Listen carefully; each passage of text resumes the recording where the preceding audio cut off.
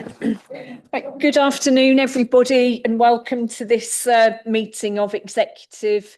It's Tuesday, 15th of July, and I'm Councillor Claire Douglas, and I'm the leader of the Council and the chair of this committee, and Executive is one of the two main decision-making committees of the Council. So going straight into the agenda, apologies for absence. We have no apologies for absence, but Councillor Webb will be leaving the meeting at 6 p.m. because he needs to be at Sacre, I believe.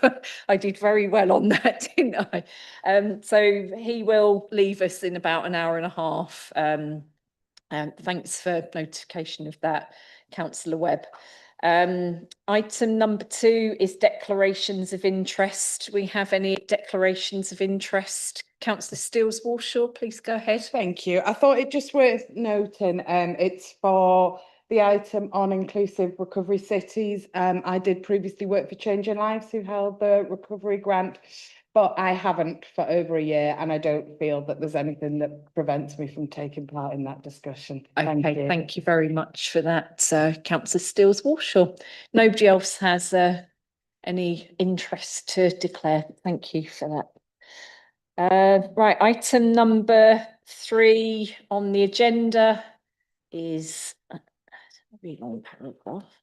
Item number 3 is exclusion of press and public, and this is to consider the exclusion of press and public from the meeting during consideration of the following item. It's annexes A and B to agenda item 12 on the grounds that it contains information relating to the financial or business affairs of any particular person. And this information is classed as exempt under paragraph 3 of Schedule 12A to Section 100A of the Local Government Act 1972. Oh, I'd take a deep breath after saying that. Yes. And so this is just to consider that we may want to exclude press and public, but only if we want to discuss the confidential information that is in those annexes. And generally, I think we feel that there is no need to directly discuss those annexes or the information included in there. Councillor Eyre, do you have a different viewpoint on that? Okay, no, you're okay. Okay, so I don't think that we will, therefore, by the look of it, need to exclude press and public at that point in time. But I will ask the monitoring officer to alert us to the fact if we stray into that confidential information, so that we stick to that and can keep press and public in here. Great. Okay. Thank you, everybody. Item number 4 is the minutes from the executive meeting that was held on June the 3rd, 2025. Can I see those in favour of approving those as a fair record, accurate record? So that's approved unanimously. Thank you, everybody. And then item number 5 is public participation. And we have 2 speakers this evening, and our first speaker is Flick Williams, who is online, I believe. And Flick, can you hear me? Yes, good afternoon. Hello, hi. So you have 3 minutes, and you'd like to speak on agenda items 11, 13 and 15, and you've asked me not to give you a 30-second warning, so please go ahead. My remarks today will link together agenda items 11, 13 and 15. Firstly, the Station Gateway project. The report before you contains the more measured statement that, I quote, "The change of specifications to improve access, better cycling provision and the associated delay has led to substantial additional costs." However, at corporate scrutiny, the Director of City Development said that £2 to £3 million of the overspend was attributable to accessibility. York Disability Rights Forum wrote a detailed letter seeking a breakdown justifying this figure or else its retraction. Unsubstantiated statements like this, reported prominently in the press, do, I believe, sail perilously close to a breach of the PSCD, which requires the Council to foster good relations between those with protected characteristics and those without. We note the assurance from the relevant executive member that this is being looked at and we shall receive our answer in due course. However, we do still take issue with paragraph 6, that the scheme will provide significantly improved access for pedestrians, make it easier to change between different modes of transport, and be more pedestrian friendly. No, not to disabled pedestrians, disabled bus and taxi users, and disabled drivers it won't, and we have said so from the outset. Moving on to setting criteria for how funding should be allocated to improve the city's parks, I was astonished to read the papers going to place scrutiny that made no mention whatsoever of the accessibility of these spaces or the provision of inclusive play equipment. We now have both an access officer and an equalities manager, yet nothing. How is it that the council has the strapline "One City for All," and yet accessibility and inclusion can be missed out entirely from significant pieces of work? I'm happy to report that several members supported the case I made in public participation, and the responsible officer was also very receptive. I subsequently provided the Access Association's manifesto for inclusive play, and paragraph 20 was added to the report before you today. Which brings me to my final item, the equity, diversity and inclusion strategy. I understand the rationale behind this, simply described as moving from an understanding of equality of opportunity to more individualised equity of outcome. And that works when applied to staffing and workforce issues at the level of supporting employees. However, at a wider level across the city, I don't believe it does. Not all protected characteristics were created equal, and I believe the examples I provide today demonstrate. Racism, sexism, and homophobia are relatively simple concepts to understand. Ableism and disableism are really not so straightforward. I can cite numerous examples of current elected members making ableist statements on the record. So I question how effective this strategy will be for disabled people, whilst we are clearly still struggling with the concept of equality of opportunity at a macro level. Our protected Wrap characteristics... up for me, please, Flick. You've spoken for over 3 minutes now. Thank you. Oh, okay. Thank you. Thanks very much for your comments, and they will certainly be considered, and I think some of them will be spoken to in the items that you have raised. So thank you for joining us today. And then finally, we have Mark Green, who is with us in the room. If you'd like to come to the table, Mark, and take a seat. And if you press the button on the mic in front of you, and that's right, the red lights have come on. So you've got 3 minutes on item 7, and I will give you a 30-second. Please, yes. Yeah, okay, great. Thank you very much. Thank you. Good afternoon, Chair and members. I'm speaking today as a member and director of York in Recovery CIC, a lived experience recovery organisation operating in our city. We believe recovery is possible for everyone. We walk alongside people on their journey, meeting people where they're at, not where systems say they should be. We share our collective experience, strength and hope, not only with individuals, but with their family and friends. Our city is on the verge of something exciting, the long-awaited opening of the York Recovery Hub and an action plan to achieve inclusive recovery city status. As a LERO, we are proud to be part of this initiative, a movement that aims to embed recovery into the fabric of our society.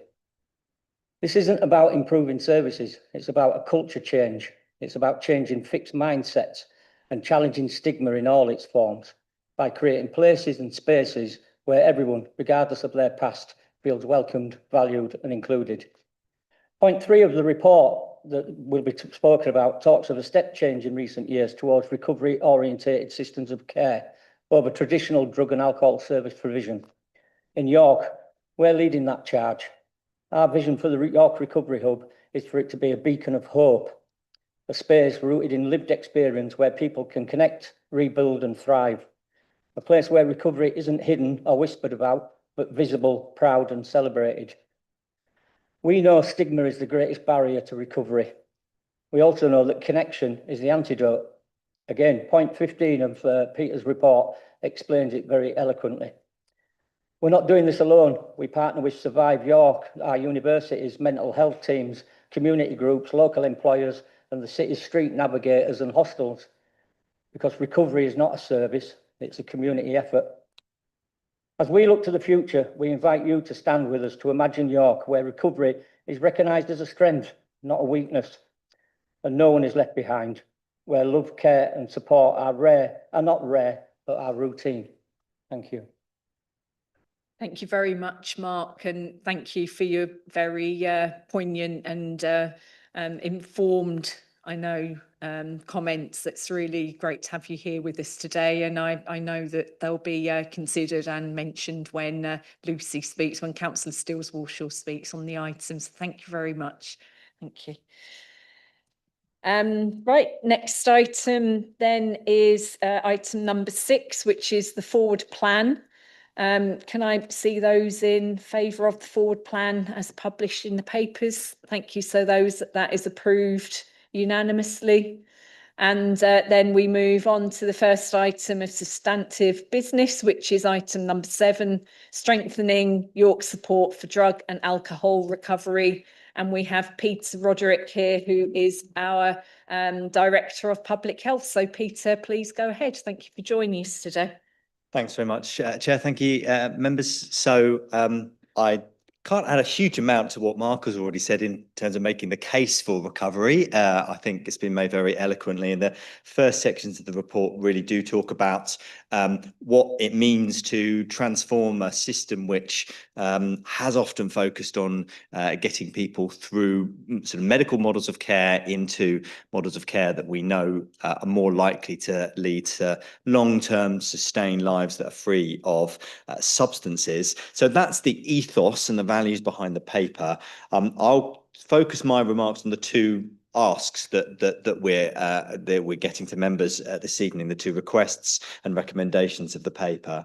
The first is a request around the Inclusive Recovery City movement, which has been a movement that's been endorsed by a number of UK cities and has been successfully implemented in other parts of Europe as well. The purpose of this is not so much a good of gong or accolade. This is actually about signing up to an ethos as a whole community. It's not something that council are leading, it's something that the community are leading, but what members are being asked to do today is to be ready when the community are ready to have that signed, for Lucy and I to be delegated that responsibility to say on behalf of City of York Council, we endorse the Inclusive Recovery City vision statement that's included as an annex to the paper, and we fully sign up to the ethos of this in the way that we are as a council. And I think, you know, broader than that, it's not a recommendation specifically, but as a council to consider how we make sure our language really reduces or eliminates stigmatizing language around drugs and alcohol, and how we think about the way we talk in all of areas of council delivery about this particular issue. So that is the first recommendation. The second recommendation is specifically about a facility and about the building on Wellington Row, which has been opened as a community recovery hub. The recommendation that we are asking members is to note the fact that the council is intending to award to York in Recovery a contract to cover the use of that hub, essentially operating what is a City of York Council building under a lease. The financial implications and where the resource comes from is covered within the paper. It's actually within an officer threshold, but members are being asked to note that particular procurement decision, and it's going to be made formally within the next month or two, and we're just going through the due diligence on that. But that facility, I'd welcome, I'm sure the community would welcome any members to come and to see it, to be part of it. I've had the pleasure of being there a good number of times. It really is already a hub of fantastic activity, really community led. It was a real pleasure, you know, to be able to see the community really get to the paintbrushes out, get it decorated, get some of the art up there. It's been wonderful to see it go from the building it was to the use it's being in at the moment. So I hope members will really endorse the approach we're taking to have that physical manifestation of a whole community effort around recovery. So Chair, I'll stop there and take any questions. Thank you. Thank you, Peter, for that. Can I see members that'd like to speak on this item, please? So, Councillor Eyre, do you want to go ahead? Thank you. Thank you, Chair. Just very briefly, obviously, fully support the paper, fully support the approach. I think I read this, what I did sort of echo to me is where mental health was probably about 10, 11, 12 years ago. And that shift from a model that didn't support recovery, didn't support people to a shift to that. And I think that's definitely, mental health was too slow in getting there. This is got even slower in terms of getting there. So it's definitely the right approach. The only thing I think I probably would echo is that we learned the lessons a bit from mental health. And I think one of the things that happened with that move from mental health to the recovery model was where money was tight, shall I say, it became a time limited approach. So where people were getting ongoing support, the recovery label was far too often used to say, well, actually you get 12 weeks and then you get nothing. So I think where it's applied properly and correctly, this is absolutely the right approach, but let's learn those lessons that mental health learned 10, 11 years ago. And it shouldn't be about just time limiting support to people. Recovery takes a different time. Some people may recover in 10 to 12 weeks. Some people may take 4, 5, 6, 7, 8 years. It is a journey, as the paper says, and as the speakers have said, and people should be supported throughout that journey, no matter how long it takes. Thank you, Councillor Eyre. Councillor Steels-Walshaw. Thank you. Thank you for your words. Thank you, Mark, for speaking, and thank you to the officers for all the work they've done around this. I'm going to echo a lot of what Mark said, and also answer one of the main points that Councillor Eyre's made as well. So it's commonly said that the solution to addiction is sobriety, but that is not accurate. The solution to addiction is connection, somewhere where people can come together, receive support, advice, friendship, especially from the others with lived experience, in a safe environment where with other people they can trust. Someone's recovery journey is going to have a much, much higher success rate if they are part of a powerful community which empowers a recovery-based new life and connections. Really sadly, drugs and alcohol are 2 leading causes of death in York for people aged 15 to 49, and they also lead to thousands of hospital admissions every year. This is a sad fact I've seen in practice, that people are restricted from living their lives to the full due to addiction and trauma. Promoting visible recovery in the city is vital to reduce stigma around addiction and ensuring people receive high quality treatment. The Inclusive Recovery Cities, championed by Professor David Best, has been adopted all over the world and recognise that the whole city will benefit from a proactive approach to substance use disorders. Having a recovery community at the very heart of our city allows people to have a home, in effect, to build on those vitally needed connections. The Recovery Hub creates a vision for York to remove stigma and build relationships. Having watched the initial council meeting for the Recovery Hub, you can see that stigma still exists towards many people who've had addiction challenges. Questions asked about vulnerable people being affected, about the necessary police presence, about increased lighting were highly prevalent in these planning discussions, but none of them actually took into account or mentioned that these services are for some of the most vulnerable people in the community with their own needs for support and care for themselves as well as their families. There is so much truth in the statement that stigma kills. You don't have to look far on Facebook or any social media to see that people still think it's funny to post pictures of intoxicated or vulnerable people. Why would people seek support if they are having if they see people having negative comments of someone at the most vulnerable, difficult time of their life? And this is why recovery services need to exist. People with substance use disorders need to have somewhere safe where they're supported in order to get well and return to being active community members. So to answer Councillor Eyre as well, people may remain in recovery for their whole lives. There is no time span to which someone can continue to attend any recovery meeting at this service that they want to. The building is being developed to run for the next few years and onwards, and to keep building upon the success. And this model emphasises a holistic approach to enhance recovery. Those experiencing substance use disorders need to be addressed in a supportive and inclusive way. And while it isn't the main issue that we're speaking about, it's worth mentioning that inpatient detox does cost £19,000 for 24 weeks. And a person who comes out of detox is certainly not recovered. Recovery needs to provide lifelong support and connection. I can't endorse this inclusive recovery cities and the recovery hub enough.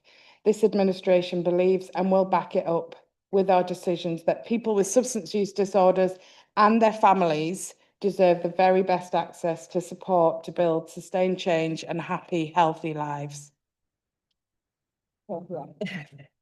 Thank you, Councillor Stills-Walshaw. Very well said, and I'm totally supportive and in agreement of what you have said. And I just would like to say to folks that I've been to the Recovery Hub a couple of times now, and I also dropped by to see Mark and his team at the Dragon Boat race on Sunday, and it is absolutely fantastic to see the Recovery Hub up and running, and also the very strong community that it is providing and has been built over a number of years now.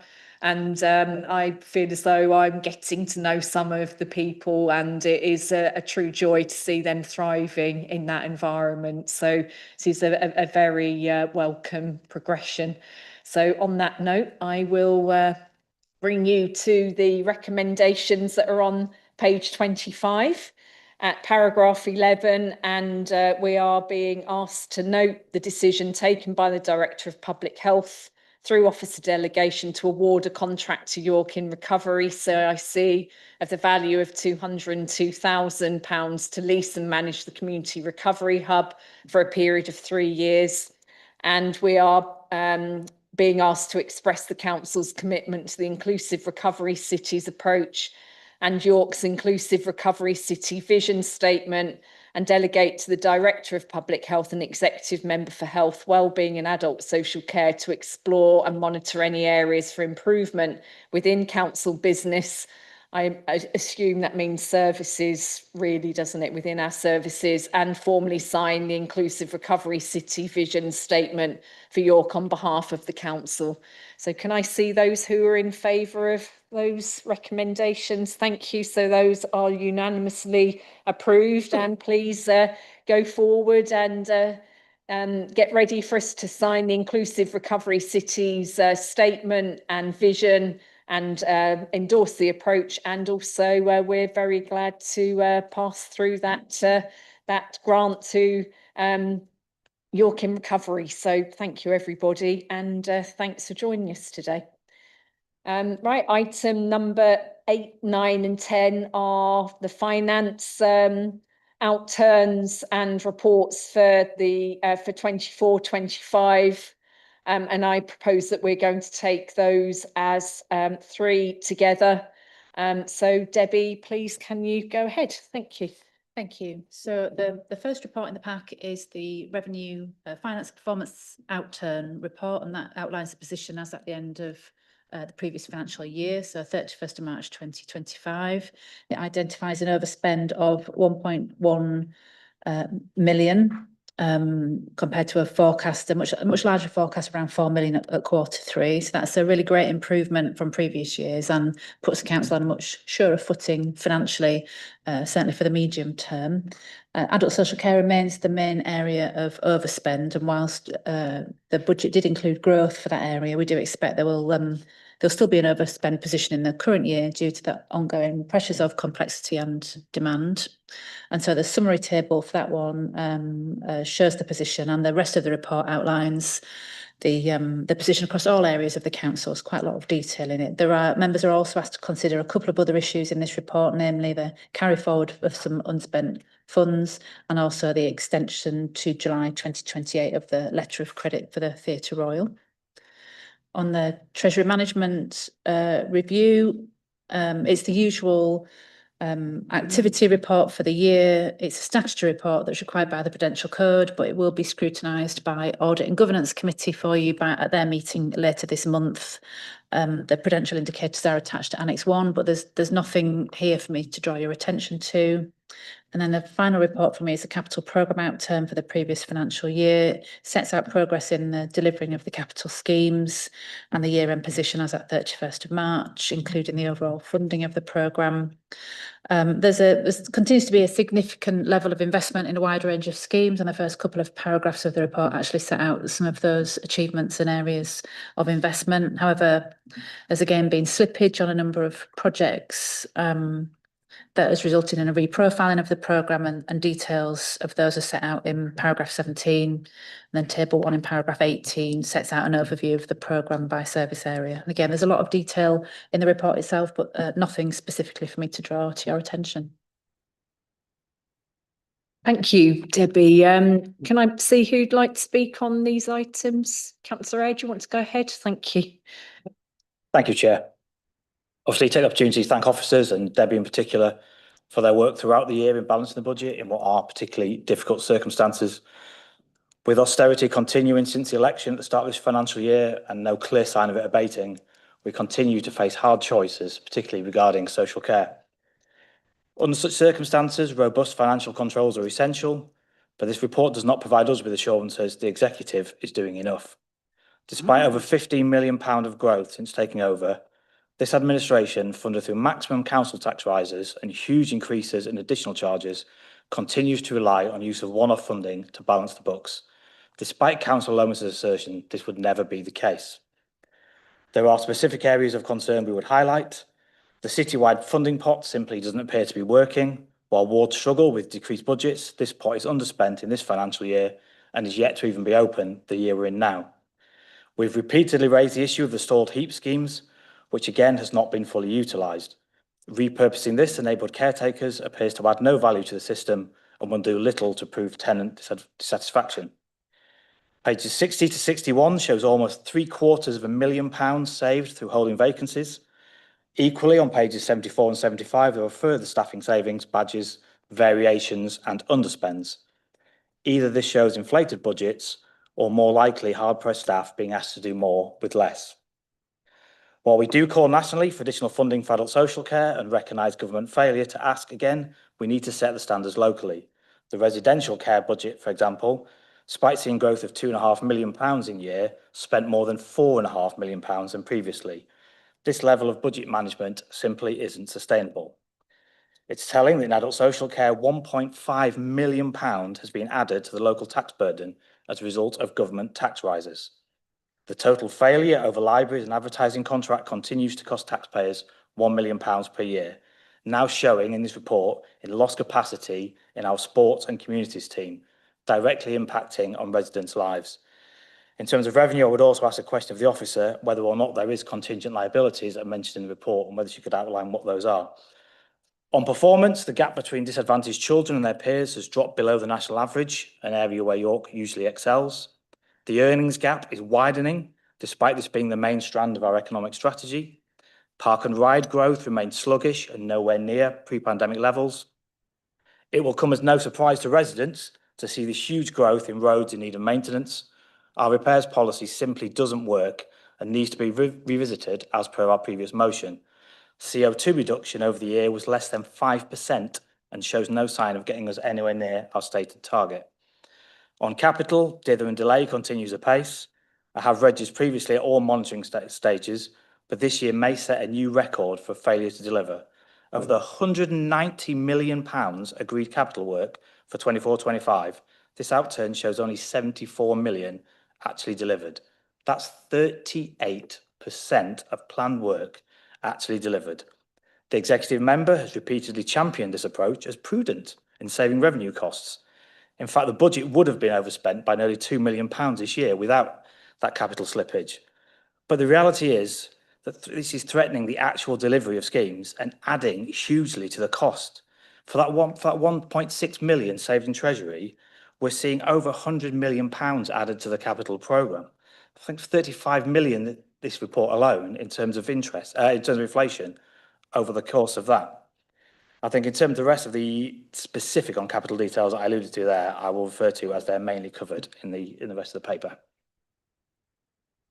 Thank you for those helpful comments, Councillor Eyre. I'm sure that Councillor Lomas will have something to say on those. Debbie, I don't know if there's anything technically that you would like to correct. Councillor asked about contingent liabilities. They're non-particularly relevant to the Outturn report.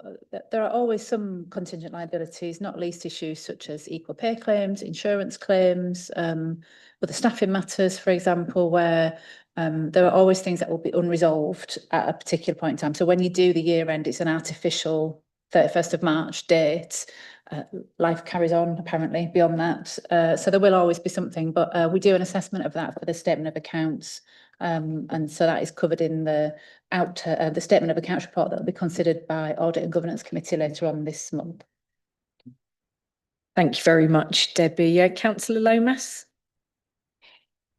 Yeah, thank you. And I will first just address a couple of points of clarity. As most of us recall, the new government was elected in July, not at the point that the budget for the the previous financial year was set.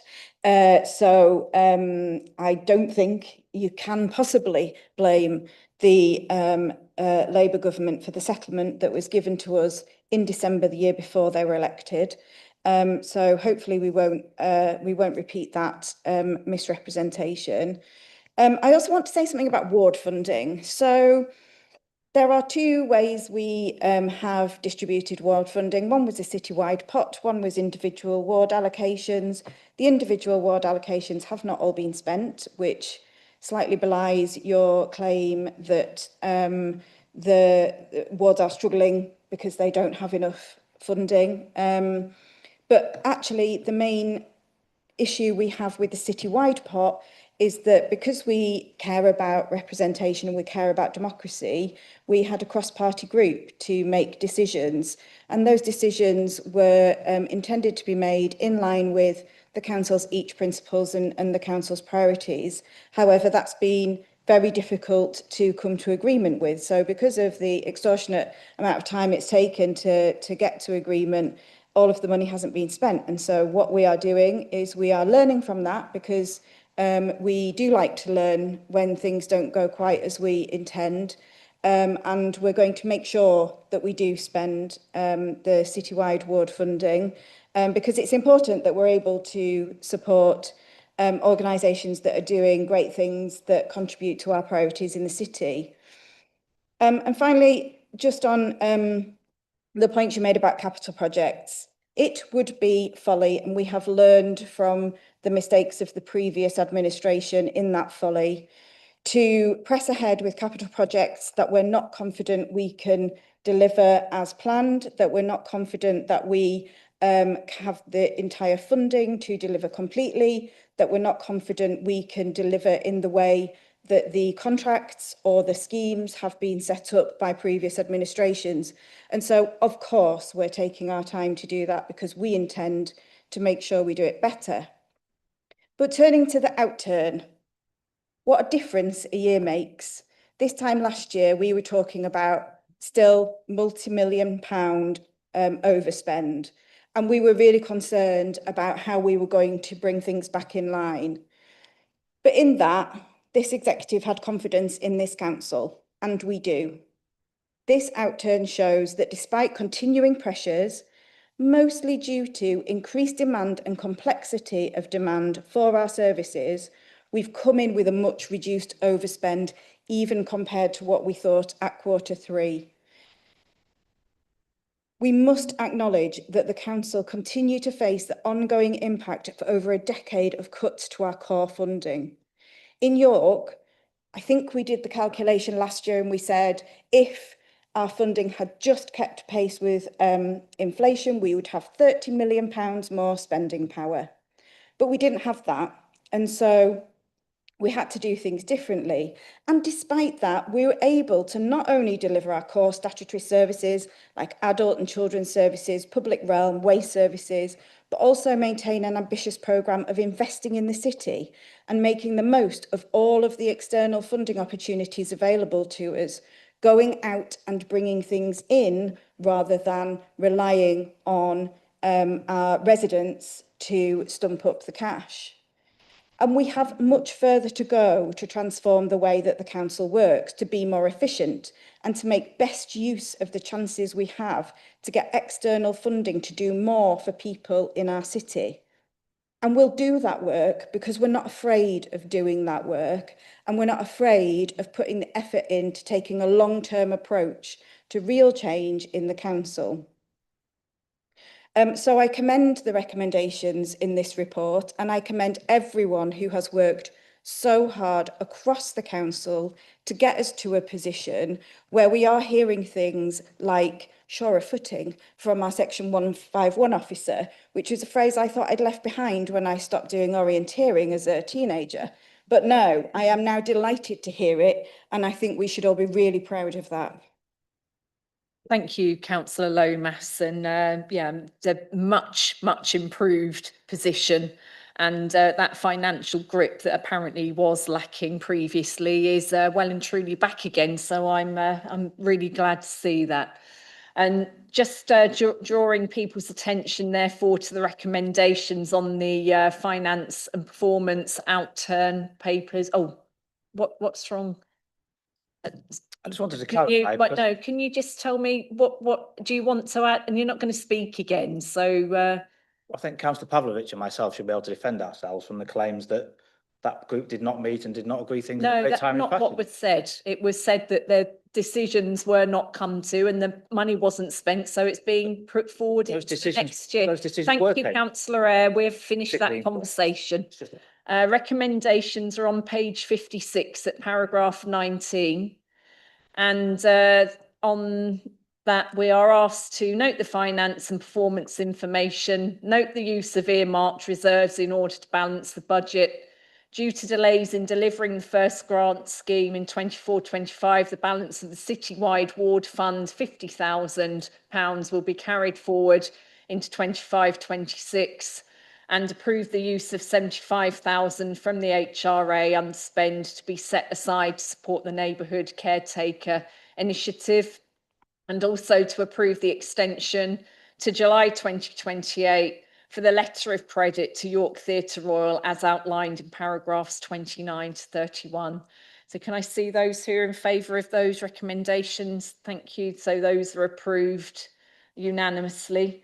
For paper 9, which is the Treasury Management Annual Report and Review of Prudential Indicators, we've got the recommendations at page 108, paragraphs 6, 7 and 8, where executive is asked to note the 2024-25 performance of Treasury Management activity and the prudential indicators outlined in Annex A, and note the compliance with all indicators. And paragraphs 7 and 8 outline the statutory duty there, and that there are no policy changes. So can I see those who are in favour of those recommendations, please? So those are approved unanimously.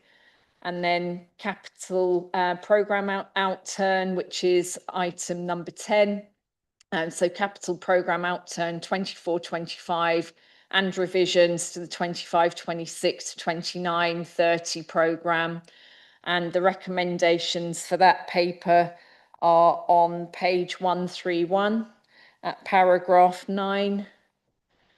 And that is to note the 24-25 capital outturn position of 74.019 million and to approve the request for reprofiling totaling 31.193 million from the 24-25 programme to future years. Note the adjustments to schemes increasing expenditure in 24-25 by a net 2.365 million.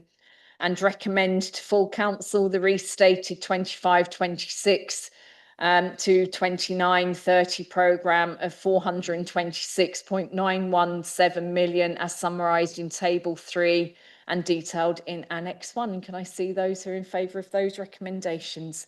Thank you. So those are unanimously approved as well. So thank you for those, and thank you to Debbie and the team, the finance team, for all the work that you do with this, and with the finance teams that sit within the directorates, working within those directorates. It's a huge amount of work that goes on all the time. Thank you. Right, we move on then. Item number 11 is major projects, and we have a Director of City Development, Gary Taylor, here, and Patricia Salami. Thank you, Patricia Salami, Head of Regeneration, to present this paper to us. Who's going to start? Gary, you're going to start? Yeah, Please go ahead. Thank you. Patricia outlined most, but the report is a result of a review of two of the council's major capital projects. One clearly on site, Station Gateway, which is in stage 2 of 5 phases of delivery, and the second one, which is the York Outer Ring Road, which was and still is in scheme development, both of which are subject to external and internal funding. The review wasn't only in terms of to review the capital outturn position of each in order to deliver the complete schemes, but also looked at our internal governance, the internal resources, how we align our resources against the specific schemes, and also our internal reporting procedures. We have, as outlined in scrutiny in great detail, we have addressed all of those elemental parts also in the background. This report is largely focused in around ensuring there's a sufficient capital to complete those schemes against the various options, but also the sufficient delegations from an executive position are in place in order to deliver those schemes to completion. Tricia, do you want to outline the content of the report? Thank you, Chair. So basically, we're looking at two major projects, infrastructure projects that are seeking approval for additional funding, phase delivery and delegated authority. York Station Gateway, it's mainly transferring the frontage to improve accessibility, support active travel and enhance the heritage setting of the area. We're looking for an additional 8.5 million on that particular scheme, with the funding being taken from other areas of the programme. Benefits are a new bus loop, improved pedestrian and cycle access, seamless integration with city centre and York Central. The challenges, obviously, are the cost inflation, contract scope changes, fixed price contracts with provisional sums. The York Outer Ring Road is looking to improve connectivity, unlock housing through phased upgrades of the A1237 and a revised phase delivery approach. Benefits of that particular scheme will unlock 3,500 homes, reduce congestion, improve access to A1 and promote active travel.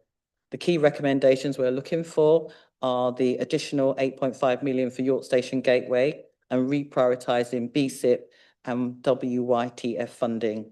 Approve phase delivery for the York Outer Ring Road, and delegated funding bids in relation to contractor procurement, grant agreement renegotiations and funding shortfalls. The strategic fit of both schemes are in line with the council plan, our city centre vision and climate change strategy, and they also support sustainable transport, housing growth, heritage and inclusive access.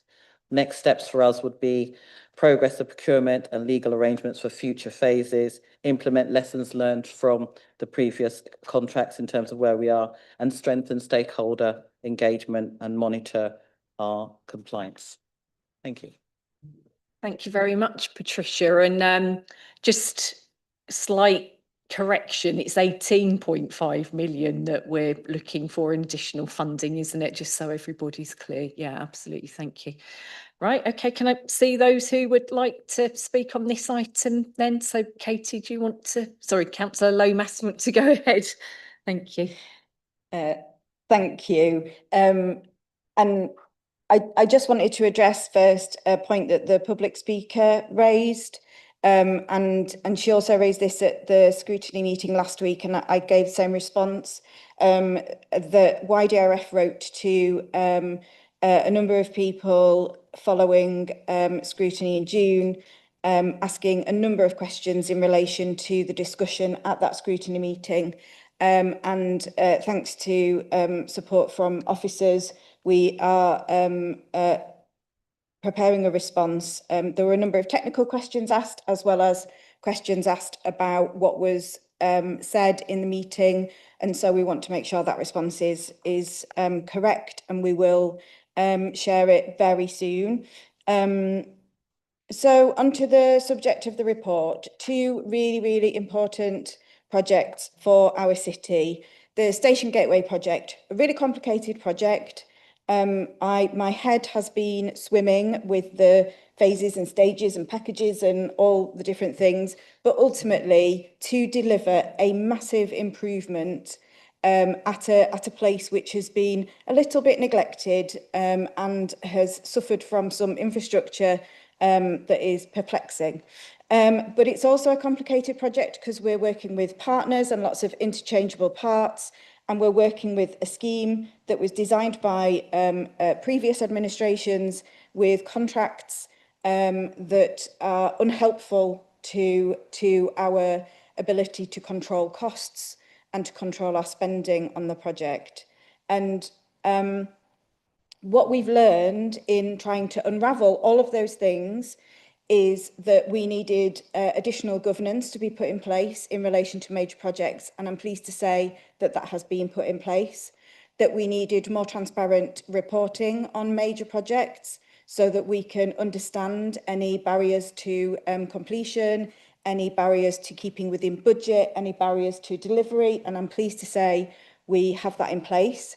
It's great to be in a position now to be able to move forward and to finish this project, because it was at risk due to the difficulties we were having with the way the contracts were set up, the way the different moving parts were interacting with each other, due to some of the things we found when we started digging up ancient monuments and their environs, due to the changes that we specifically and explicitly decided to make to improve accessibility where we could, and to ensure that we enabled sustainable transport options in the area using the LTN 20 guidance.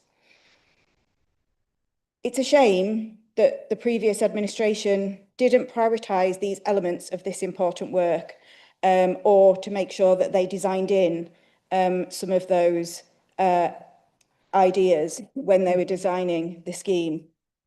But we've made sure we can deliver all of the benefits of the scheme for people who live, work and visit here, making transport to, from and across the city work for everyone. And it's not just about trains.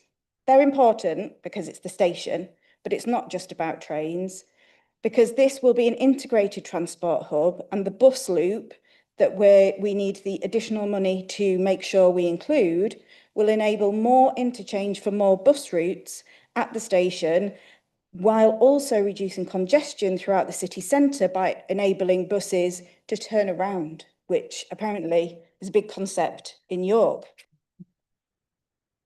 We also need to think about the public realm improvements, because along with removing vehicles from the portico, we're making the space in front of our station, the gateway into our city and into the entire region in many ways, a great space to use however you're using it. And on top of all that, we're now going to get in control of the spending to make sure we can do all this and learn the lessons of the former administration's mistakes while doing so. And at the same time, having a Labour council, 2 Labour MPs for the city and a Labour mayor for the region has given us a stronger voice on major transport infrastructure projects. And this has protected not only our funding for this project, but also the funding for the York Outer Ring Road project, meaning we are able to proceed with the York Outer Ring Road project as well, ensuring that we address the issues facing movement in all parts of our infrastructure. And we're proud to be doing this to enable future house building, to enable people who live and work and visit our city to move around it, move through it, move to it and from it much more easily. So in short, I will of course be commending this report, and I really thank officers for the incredibly thorough job they've done in finding a way through and finding a way forward to allow us to do great things for our city. Thank you, Councillor Lomas. Councillor Eyre, please go ahead. Thank you, Chair. Change is a good thing, change is a bad thing, I think, in terms of this paper. I think having whole-scale changes from when it came to scrutiny to here is slightly difficult. Obviously, scrutiny asked a lot of questions, and that's helpful that more detail came in. But it does mean that scrutiny weren't able to ask a lot of questions that we probably could have done and should have done in terms of that process. Changes from the government, on the other hand, massively helpful to all of this. But I think I would say as Liberal Democrats, we have consistently maintained our position that the York Outer Ring Road is vital to delivering the future growth of the city. We made the case that phasing was more than likely death by 1,000 cuts and should be avoided at all costs.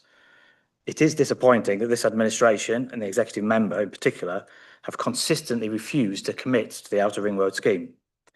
It is welcome, therefore, that our campaign has at least convinced government ministers how vital the scheme is, and we now have funding in place to deliver phase 1 dualling in its entirety.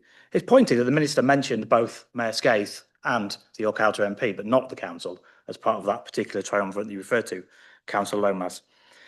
What is surprising is why this paper has come to executive a matter of days after that major government pretty much rendered it redundant. Did the council not know what the government, the mayor, and it seems the York Outer MP already knew in terms of the impending funding? As mentioned elsewhere, failure to get on and deliver these schemes has already led to huge cost overruns, 24 million on inflation alone. This cannot be allowed to continue. I'm assuming, therefore, this item tonight will be deferred, with a further report brought to an executive in August, with option 4, continue at pace with full dualling. We need to get on and deliver the full scheme now to avoid delay, rather than progress options that have not stood the test of time. Without a full analysis of the impact of this new government funding, none of the interdependent decisions presented here can realistically be taken now. We would therefore request urgent information tonight on what government funding has been promised, what the shortfall alluded to by ministers will be, and when an updated paper will be brought to executive. As a point of clarification to Councillor Lomas, administrations don't design schemes. The previous administration did not design the scheme. Officers designed the scheme. Any criticism you're levelling of that scheme design is levelled at council officers, not the administration, and I don't think that's acceptable. Gary, would you like to come in to correct any of or fill in the gaps? Thank you. We have had verbal confirmation that the DFT grant is just the grant we've got already in the programme, which is page 188, paragraph 70, 25 million. So the government announcement was that they would fully fund dualling phase 1. Unfortunately, so that's not true. It's not, no. It's not aligned with the funding that's been allocated. So, unfortunately, this is still relevant because it is the same scheme we're presenting. The officer recommendation is to do all of it, but in phases subject to funding.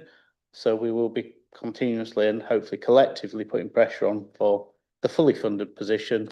But the decision in here would still allow that if the funding was available, because we can expedite the scheme. Thank you, Gary. We're not here to have a conversation, Councillor. Thank you very much. So, Councillor Kilbane, please go ahead. Thank you. Thank you, Chair, and thank you, Gary and Patricia, for the report. What I believe is your first executive reports, and I don't know how they do it elsewhere, but I believe in most authorities, you tend not to have the leader of the opposition sat at the table firing questions at you in order to score party political points or grab Richie's attention over there looking for headlines in the morning. So welcome to York. We do things differently here. But it's good. It's good to have openness and transparency in the debate. I haven't got a great deal to say to this, other than when the Labour government came into power, it put on hold all of the major capital schemes across the whole of the UK. pending a review, because what they found when they came to power is that those schemes were not funded. We also found when Labour came into power that schemes such as dualling of the A64 up to Scarborough didn't even have a file on it in the Department for Transport. They were just things that politicians used to say. So what we do know, following the review, that all of the schemes across the UK that are being funded, there's real money behind them, so they can be delivered. Unfortunately, the money that we were asking for the full dualling of the A64, which we remain committed to, was not enough to do the job. And we know that through the reviews that we've been through over the last few months, that the cost of dualling the A64 has trebled, as indeed road costs have trebled all around. Sorry, the A1237, quite right. I'm struggling with the name of that road as well. Let's call it the Outer Ring Road. The cost of dualling the Outer Ring Road had gone beyond what was in the current budget. But of course, the government was looking at the funding that we'd asked them for, and they have fully funded it. Which is great, because that means we can use some of that money to make sure we complete the works that we're currently in the ground with outside York Station. And I would like to put on record that we're not glory hunters at the council. If we don't get a mention, that's fine. We just want to get on and deliver the projects that we're working on. But on the record, a huge thanks to Merscaith and a huge thanks to MP Luke Charters, who have worked tirelessly to ensure that York got the funding that it thought it had under the previous government, that was under threat pending the review. But we've got the money to finish Station Gateway. We've got the money to finish York Outer Ring Road. We've got the money for Haxby Station. I thought I saw Councillor Fisher wandering down the station for a train there earlier, but he's a bit premature. That'll take a while to deliver. Can I also want to say we were at the Dragon Boat Race on Sunday, which is a fantastic event. If anybody's never been to it, get to it next year. Brilliant event. Raises lots of money for charity as well. It's been a lot of fun. And one of the Rotary Club members I was talking to there told me that when he started working for Yorkshire Water in 1972, the first job he was given was to look at moving the utilities under Queen Street Bridge because it was going to be taken down. Well, here we are, 53 years later, and we've finally managed to do it. And I've got to say, York is happening.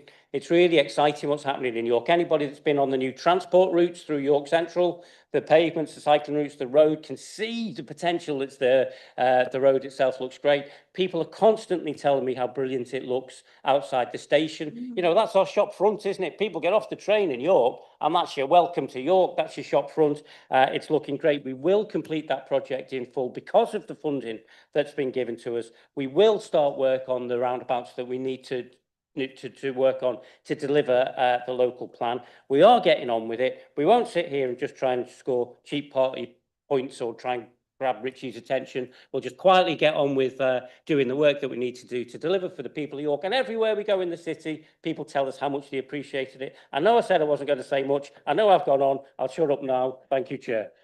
Thank you, Councillor Kilbane. Marvellous. Right, okay, so let's move to the recommendations then on page 176 at paragraph 37, and there are a number of them. So they start at A and finish through at J. So I will ask you, I likely won't read all of them out, but I will, I'm sure, be told if I miss anything that is of critical importance by Bryn.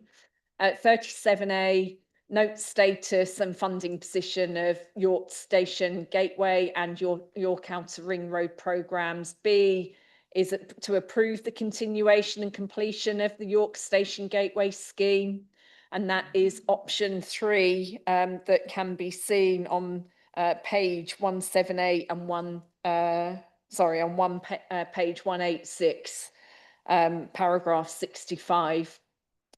And that includes the allocation of an additional sum of £18.5 million to be funded through a reprioritisation of a combination of external grants and contributions from the rail industry. C is to approve the review and renegotiation of any existing grant funding arrangements in relation to both projects, and the delegation of authority to the Director of City Development in consultation with Director of Governance and Director of Finance to conduct that review and renegotiation. And then D, approve £2.8 million of CYC bus service improvement programme 1 funding to be allocated to the York Station Gateway scheme, and delegate authority to officers in consultation with the executive member to take such steps as necessary to enter into any resulting agreements. E, approve procurement of contractors and specialist support services to enable timely completion of the York Station Gateway project, and delegate authority to officers to procure such contractors and/or consultants, and take necessary steps to award and enter into the resulting contracts or agreements, etc., etc. The delegations given in this recommendation must be exercised within the budgets approved within this report. F is approve the proposed phased approach to delivering York Outer Ring Road scheme, and that's option 3. Prioritise infrastructure that unlocks housing and underpins local plan objectives. G, approve the procurement of contractors as specialist support services to enable timely delivery of future phases of the York Outer Ring Road programme, and delegate authority to officers to procure such contracts and or consultants, and take such steps as necessary to award and enter into resulting contracts. And for the sake of clarity, this delegation is not for any requirements of either the local planning and/or highways authority, and the delegations must be exercised within the budgets approved. H is to approve the application for an acceptance of funding bids necessary to deliver the York Station Gateway and York Outer Ring Road schemes, and delegate authority to officers to apply for and accept such funding bids and take such steps as are necessary to enter into resulting agreements. And I note the financial and delivery risks associated with both schemes and mitigation measures proposed. And J, note the lessons learned to date and instruct officers to carry out a formal lesson learned process post completion of York Station Gateway Phase 2 and York Outer Ring Road Phase 1. So can I see those who are in favour of all of those recommendations? The answer to that, Councillor Kilbane, is no. Right, so those are approved and that is unanimous. So thank you very much for joining us. And thank you to all the work that's been going on within the teams, and please take our thanks back to everybody. Thank you. Item number 12 is approval of property management arrangements follow-up report, and we have Pauline Stutchfield here to introduce us to that report. Thank you very much. Thank you, Chair. I'm Pauline Stutchfield, Director of Housing and Communities. I brought you a report to approve at your April executive, which talked about our property management agency, Your Home, and the need to approve and rectify documents in relation to a property which we were using to provide tenants with low cost accommodation as a result of homelessness, affordable accommodation for those people who are at risk of homelessness. This is a follow-up report to approve prior lease arrangements that were entered into without executive approval, and then to rectify those arrangements to make sure that they are in line with council policy. The report also asks you to authorise valid lease arrangements, which are also identified in Annex B, the exempt Annex B. The report also asks you to approve officers in consultation with our executive member to come up with procedures and protocols that will allow the effective working of your home in future without having to come through executive for every decision. That is already underway in terms of a task group that is being commissioned to, not commissioned, but authorised to come up with those processes, and we'll bring those back to our executive member for approval going forward if you approve the recommendations in this report.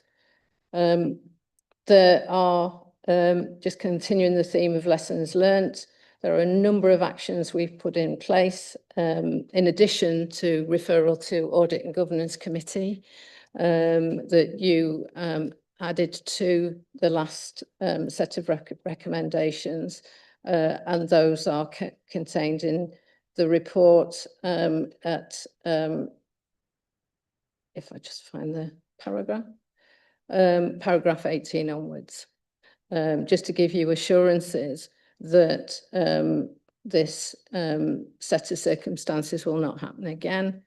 To give you assurances that we have found all of the issues that we were concerned about, and to give you assurances that Audit and Governance, or our audit team, Verito and Audit and Governance, will be briefed on these issues. Thank you, Chair. Thank you, Pauline, for that. Very much appreciated. Can I see who'd like to speak on this item then, please? Councillor Pavlovic, please go ahead. Thank you, Chair, and thank you, Pauline, for the report. As Pauline's pointed out, we did bring this paper originally to executive, or a paper relating to your home in April, and on that occasion we said that further investigations would take place, that we would make a referral to Verito, and that it would go forward to Audit and Governance. So we wanted to ensure complete transparency.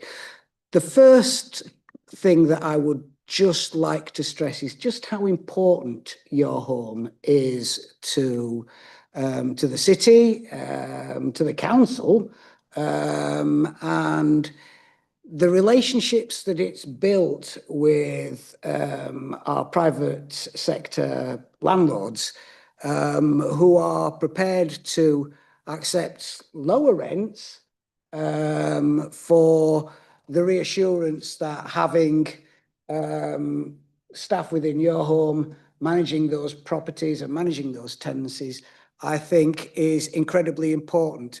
And without it, we would have 165 people, with 18 still to move in, and I think the number's slightly higher, with nowhere to live. So would I, or am I happy that we're here? Again, of course I'm not. Have we identified all of the issues? Both ourselves and our legal teams and our accountants believe that we have. And have we put measures in place to make sure that that processes are more robust? Absolutely, we have.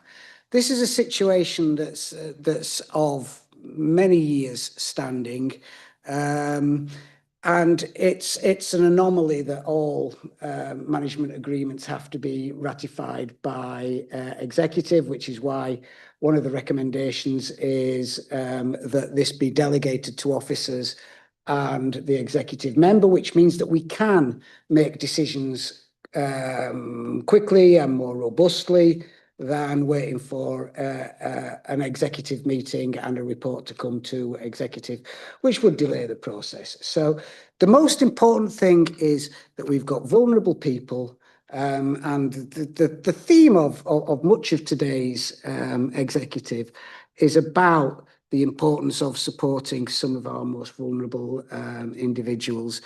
And your home does that. They do it incredibly well, incredibly diligently. And so can I recommend that we follow the can I propose that we follow the recommendations as outlined in the report, at whatever page it is that you're going to tell me that we've got the recommendations. Thank you very much, Councillor Pavlovic. Yeah, marvellous. Right, so recommendations are on page 218, paragraph 11. And they go from A to E. So we have to ratify the leases which were inadvertently entered into as outlined in the exempt Annex B, Table 1. B, to approve the preparation of revised documentation in respect to the management and occupation of properties listed in the exempt Annex B, Table 1. To delegate authority to the Director of Governance in consultation with Director of Housing and Communities to take such steps as is necessary to agree and complete the resulting documents. D, to ratify the leases entered into as outlined in the exempt Annex B, Table 2. And E, to delegate authority for the development of a robust but responsive future decision-making process for property management arrangements up to the value of £500,000 in relation to your home to the Director of Governance in consultation with Director of Finance and Director of Housing Communities and the Executive Member for Housing, Planning and Safer Communities. Can I see those who are in favour of those recommendations, please? So that is approved unanimously. Thank you very much, everybody, and thank you for that, Pauline, and to all the work that has been carried out by various colleagues across the council to get us to this point.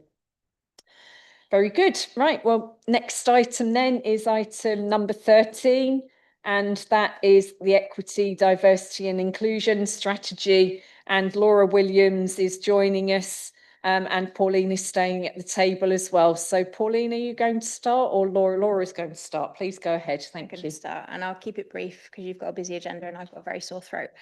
So I will rattle through this introduction. So last year we had an external consultant who came in and assessed us against the Equalities Framework for Local Government. And as a result of that work, he worked with council officers to produce a draft strategy to move us closer towards achieving excellence against that framework in the future. You approved that last year to go out to consultation, and between January and March of this year, we heard from residents and community groups and partners, and their feedback has then shaped this final version.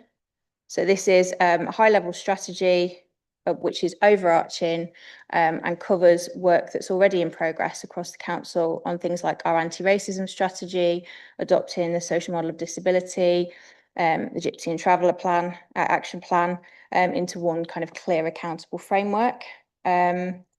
Important to say this isn't an endpoint, it's kind of a step along a journey towards a fair and more inclusive city and to hopefully eventually achieving excellence against that equalities framework for local government. So I think the real work starts now if you approve the strategy this evening. If it's okay as well, I'd just like to briefly touch on the public speaker's comments. I think what she said absolutely reflects our feeling as well. We know that there are real challenges for the disabled community. We know that we're very far from getting everything right all of the time. I think one of the biggest challenges with implementing the social model of disability up until this point has been around training and resource to deliver that training. We're very pleased that we obviously got that £50,000 budget growth in this year's budget, and we're out at the stage of procuring some training now. We'd committed to high quality, externally provided training around disability equalities training, and that's what we're going to get for both officers and members. And so hopefully people should start to see a real difference when that kicks in towards the end of this year, and that will really move us forward. So I hope she will then see some of that reflected. Thank you very much for that, Laura. Pauline, do you want to say anything on this? I just want to thank officers and members for all the work that's gone into this, including scrutiny members who helped us refine the strategy, both before and after consultation with the public. And thank you to all the members of the public that contributed to the process. Thank you. Thank you. Thank you for that. And can I see if folks who would like to speak on this item, please? Councillor Eyre, please go ahead. Thank you. Thank you, Chair. I wasn't actually going to speak on this particular item. It's been scrutiny. There was long discussion at scrutiny. I think a really constructive discussion at scrutiny and work after scrutiny that's really led into this. And it was only just due to events that happened to me this afternoon while I was having lunch and preparing for this particular meeting there was a group of people who were loudly laughing about the Holocaust and then making comments about, I don't remember seeing women talking about equality during conscription in World War II. And I think when those people were challenged, the majority of people in that room actually turned around and said, and they decided to leave, the majority of people turned around and said, oh, so sorry you've had to leave. That's not right. And that just made me think, in the 17 years I've been as a councillor, I think we've got so much further in terms of equalities, but in many ways we seem to have gone backwards as a society in many different ways. And that's really sad. And I think that's why papers like this are so important. The work we do is so important. I think people don't realise some of those comments, and for a vast majority of people to find out that wasn't offensive in the public in any situation, it is strange. So I think, I'm naming no names. Thank you. It was a city centre establishment. Thank you for that, Councillor. Yes, and I couldn't agree more that we need to be vigilant and can't take our eye off the ball on this one. Don't ever assume that this is a done job, because it isn't. And we're seeing that roll back in many places, not just in this country, in other countries as well. Councillor Lomas. Yeah, thank you. And thank you for the report.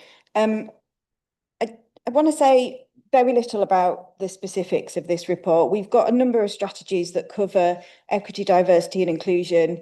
And back in 2023, we made a decision to invest in ahead of EDI to support some of the work we knew we needed to do in this area to reach that excellence level in the framework that we believe we can achieve.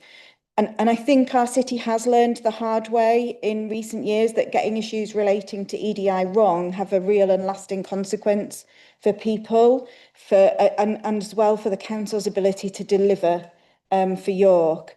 But I'm not going to go too much into the specifics of this strategy, which I know has been discussed at length. It's been consulted on at length with the public.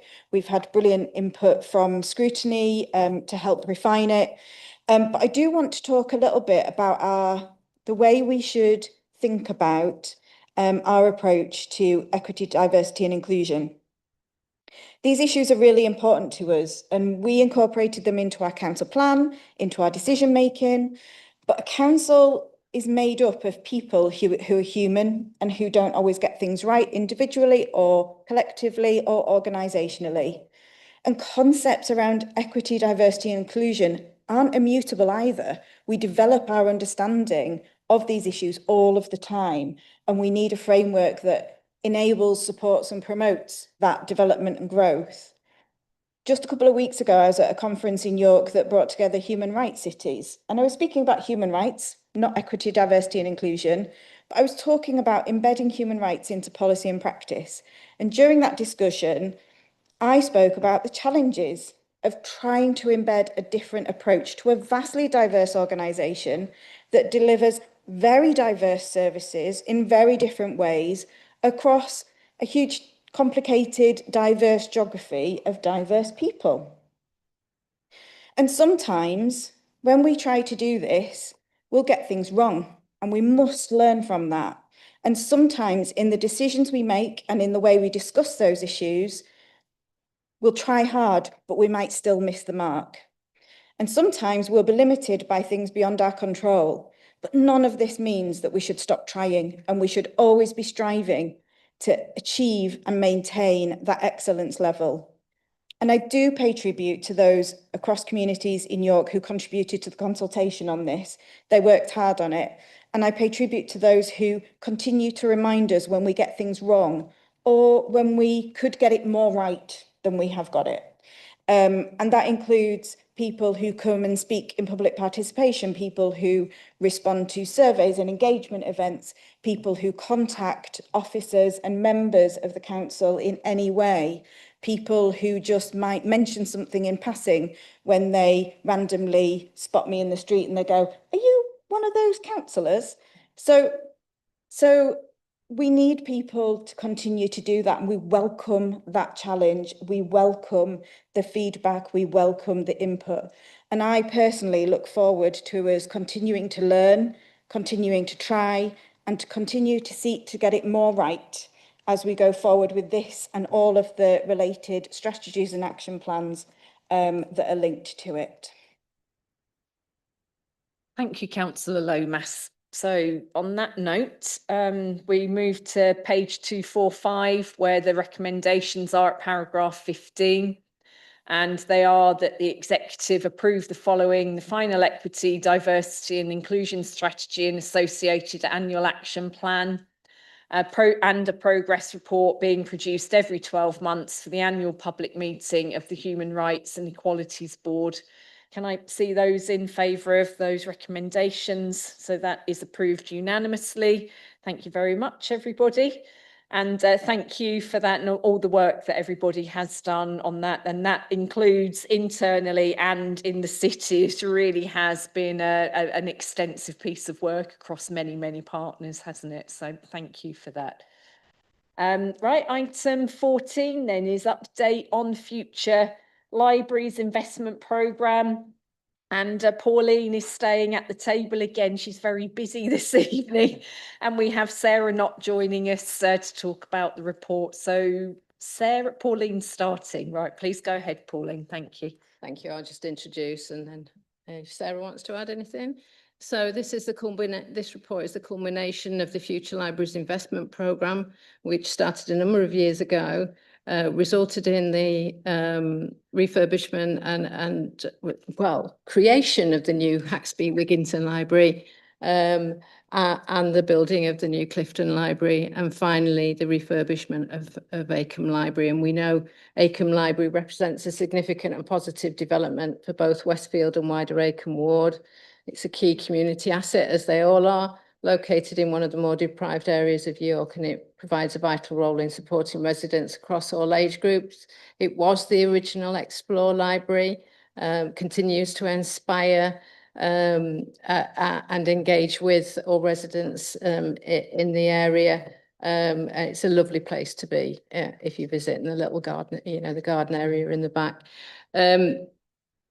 We've been able to bring you this report because of additional funding that's been made available through the Arts Council. So we've been able to use the balance of the FLIP programme funding plus the Arts Council funding, which has meant that we can do some meaningful work at Acomb. You're asked to approve the recommendations in this report, which allows us to proceed with that work and procurement. We must spend the external grant by the end of the year, so it's critical that we get the approval today and then able to proceed. Sorry. Thank you. Thank you. Sarah, would you like to say anything? No, Pauline did a sterling job there, so nothing further from me. Thank you. Thank you, Sarah. And can I see members that would like to speak on this item, please? Councillor Eyre, please go ahead. Thank you. Thank you, Chair. Yes, obviously, the Acomb Library and the library programme in general, I hate the acronym FLIP. I must admit, I never liked the acronym FLIP, but just call it the library programme. It's my fault. That's why we introduced it, so we'll have to live with it. It generally has been a lasting Lib Dem success in the city.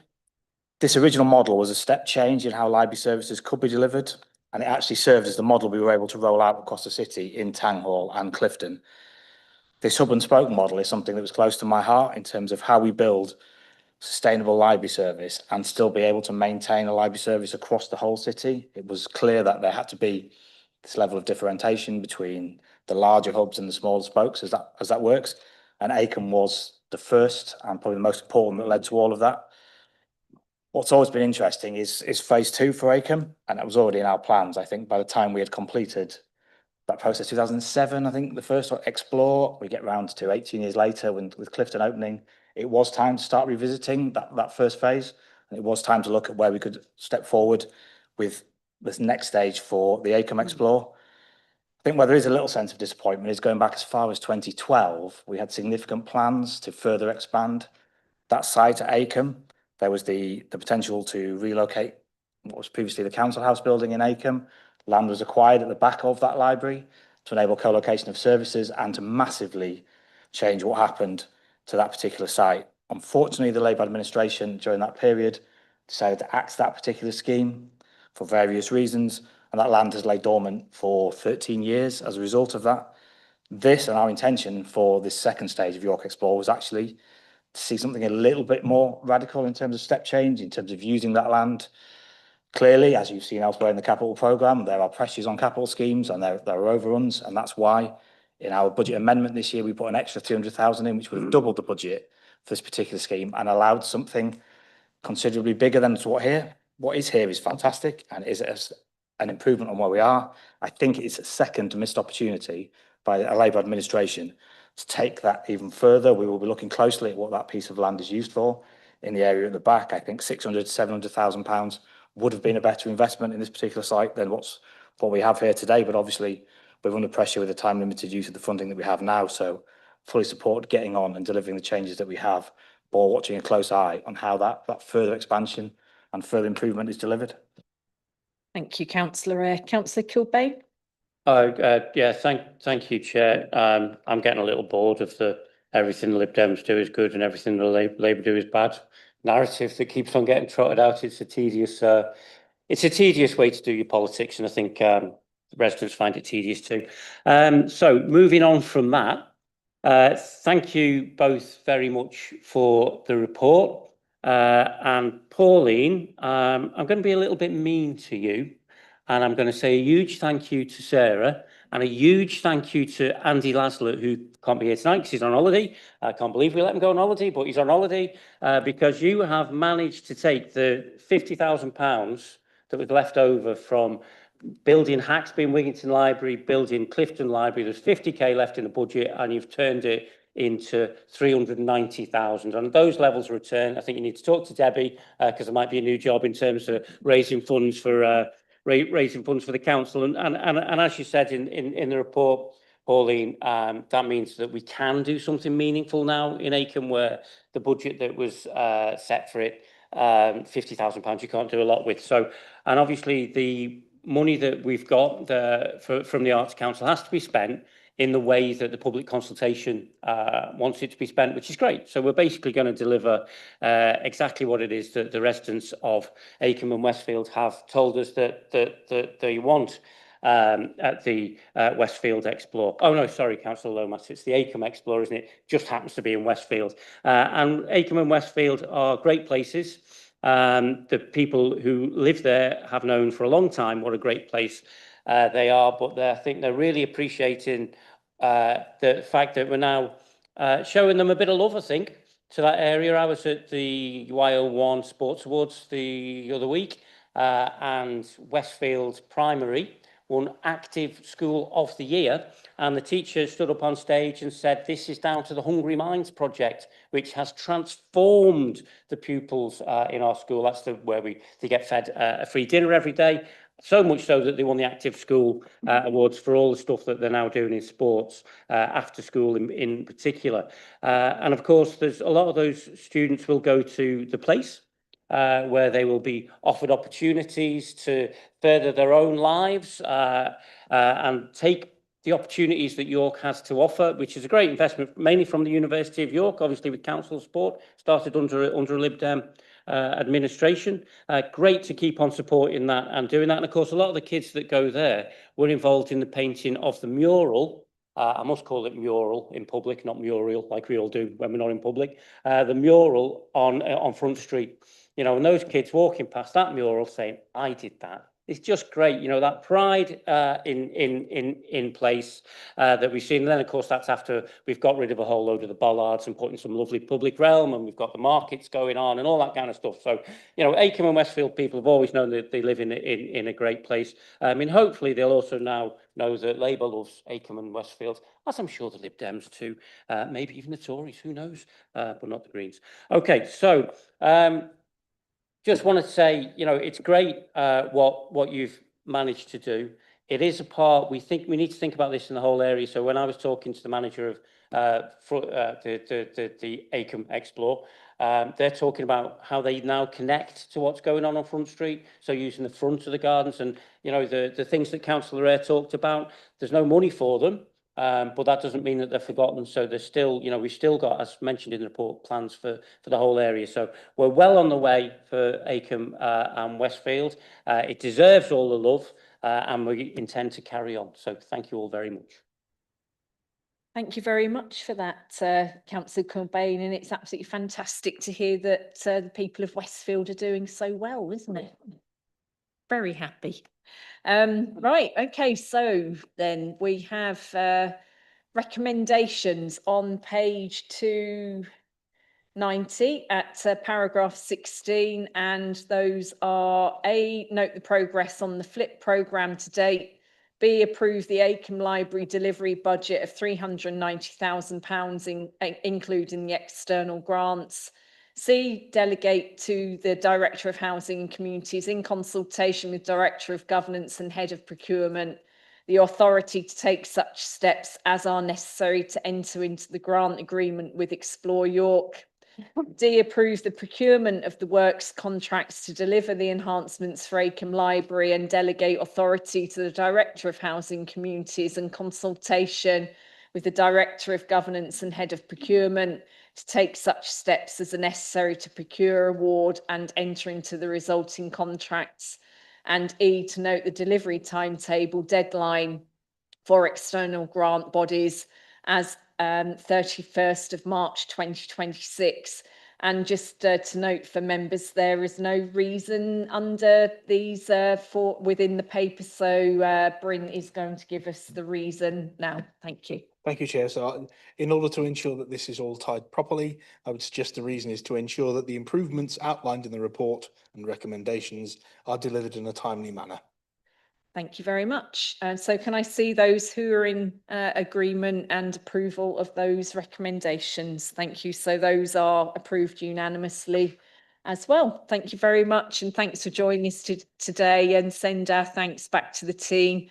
And let's get on and start the work on Acomb Library. Fantastic. Thank you. Right, item number 15 on the agenda is the Parks Capital Programme, and that's £500,000 Parks Investment Fund. And we have Ian Holt here and Dave Mead to introduce us to the paper. Ian, are you going to start? Please go ahead. Thank you. Thank you very much, Chair. So I'm here today, we're presenting and talking through the 500k Parks Investment Fund. So a little bit about the fund. It's been established to invest into our parks, play areas, open spaces, improve our communities and ensure that residents can enjoy accessible parks and play areas and green spaces that are fit for all. A key focus of the projects is going to be ensuring accessible and sustainable outdoor environments and enhancing wellbeing and social inclusion. So we're asking executive today to agree the recommendations. The reasons is so we can to help officers guide the investment of the £500,000 and the weighting approach detailed in the report.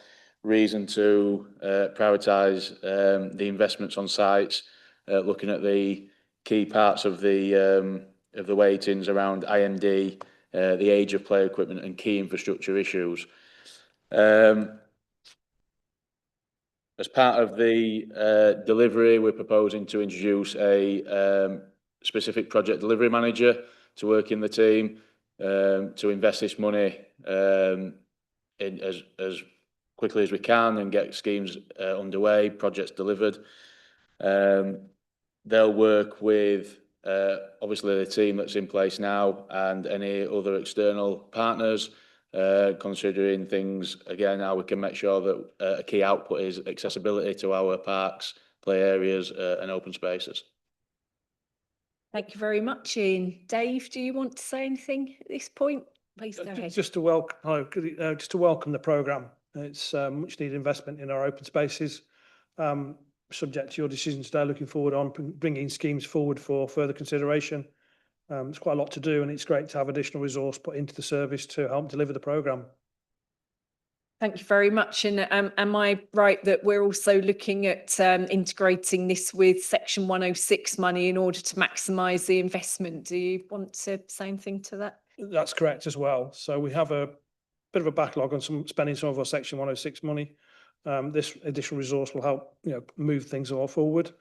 We'll also be looking for other opportunities. That was a wonderful example from the libraries. If I could match that, I think I'd be very popular. But yeah, we will be looking to best use the resource we've got. Thank you very much. And thanks for everything. So can I see those that'd like to speak on this? So Councillor Eyre, do you want to go ahead then, please? Thank you. Thank you, Chair. Obviously, welcome the report, welcome the investment, welcome the time and effort that's gone in by officers. Was slightly puzzled by the claim that it's the first major investment in several years. I think our definitions of several might be slightly different. I think 21-22, there was over £100,000 put into this particular area as a recognition that without Section 106 funding, it became very clear there was nothing available to put into our parks in terms of major investment. And to counter Councillor Kilbay's point that I don't ever say anything positive about Labour, before that was a Labour government play builder scheme, which I worked closely with Dave Mee on, which delivered, I think, £1.2 million of major investment in our parks. It is a difficult area, and without that Section 106 and without parish councils, everything, there isn't anymore a large pot of capital. So obviously we welcome that and associated match funding that could possibly bring, which will deliver huge benefits to people in the area. It is testament, I think, probably to the fantastic campaign run by local residents and our Lib Dem activists that we see that Hull Road will score very, very particularly highly in this particular methodology. And I always agree with methodology. I love methodology. We work with it, but I do have just slight issues. And if you can explain to me in many ways something that isn't in the paper, because as far as I can see, the methodology put forward doesn't actually work, as there isn't a weighting scheme for the various things. So there's a priority order in paragraph 3.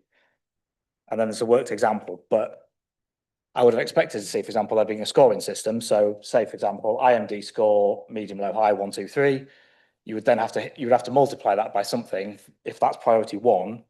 So for example, you would say an IMD score of high scores 3, it's priority 1, so you multiply that by 1.5. External funds is a low priority, so that gets a score of 1, 2, 3 multiplied by 0.5 to sort of equalize out, because otherwise you could have the highest IMD score in the world, and if you fail on everything else, then you're not going to get there. So it's not clear from that particular table how you create a robust ranking system. And at the moment, there are only 2 parks, I believe, that don't have green flags. So pretty much that means everything's going to go towards those 2 particular parks, and then across IMD score. So if that's how the weighting works, you may as well just award to those 2 and say, but if there is some methodology behind this that didn't seem to go to scrutiny with lots of calculations and tables and formulas, I would love to see it. Thank you for that, Councillor Eyre. I'm sure you've managed to bamboozle everybody by that explanation of the rankings and weightings, etc. But I'm sure that Dave and Ian have thought this through and know what they are doing. Do you want to say anything, Dave, at this point? Don't feel you need to if there's nothing to be said. At this stage, I was after guidance, and the weighting will be turned into a numerical value when it comes back. So that more numerical approach will be, it has been thought about clearly beforehand, but will be developed when it becomes to decision making, to support the decision making process. So will that be signed off by the executive member prior to it going out to bids? Sorry, what was the question? Just, that's fantastic to hear that, but will it obviously go to the executive member for her to sign off what the methodology is before that goes out to bid, so people know? I don't think we have made that decision at all, and there will be a process that is appropriate at that point in time, and there will be discussion with Councillor Kent, but it's not coming back to a public decision. That's where we're at. And also, you mentioned earlier that this is the first significant investment in many years, and I think when Dave said that, he was referring to the fact that this is £500,000, which is significantly more than £100,000, which actually across a city of our size doesn't even begin to touch the sides, quite frankly, and has been quite underwhelming, and there's an awful lot of backlog of work to do, Dave, isn't there? But Councillor Kent, I'm sure you'd like to come in and say something. Thank you. Thank you, Chair. And I want to thank Officers Dave and Ian for bringing this report and for all the very hard work that's gone into it. And including, I'd like to pay testament to Dave's many years of work in our parks and our green spaces across the city, and that's informed the needs and the weighting that he's suggested. Just briefly in response to Councillor Eyre, this was taken to scrutiny, and scrutiny endorsed and supported the criteria that we were suggesting. And they also made the observation, which I think is crucial, which is that this can't be a completely scientific exercise, that some of it you have to sort of feel your way around, because of course we've got our priority. You've seen this evening, our priority is the most vulnerable areas, or those with the highest scores of deprivation, and that will be a fundamental factor in this, as it should be from a Labour council, and that will be the highest probably priority, but then the other priorities feed into it. But even your own councillors, Councillor Eyre, saw that there were tensions between distance parks out in the villages, which may only have one but might be very highly valued, but then destination parks which might need to be weighted more because more people use them. It's not a scientific process, but we've very clearly set out what's important to us. And so I have said it before, I will say it many times, our parks and our green spaces are so important to us. They are the lungs of our city. They give us all space to breathe. They're the focal points for our communities to come together. They're sanctuaries for wildlife, and they're vital for all of us. We all know how important spending time out of doors is, just for exercise, for play, or for staring at trees, whichever you want to do. Our families in York, particularly in York, which has a large number of terraced housing with very small backyards or no outdoor space at all, use our parks and green spaces weekly. And so the quality of them and the look and the feel of them is really important for them. And we've also heard from our older people in particular, but people who live alone, who spend lots of time out of doors and really want those places to shine. We know from national surveys that in the UK, 91% of people say that the public space where they live is vital for their quality of life. And I'm going to say it again, this is a significant investment, £500,000, but on top of that, we're using the project manager resource that this puts in place. We're actually going to be able to spend Section 106 money, which previous administrations have not managed to do.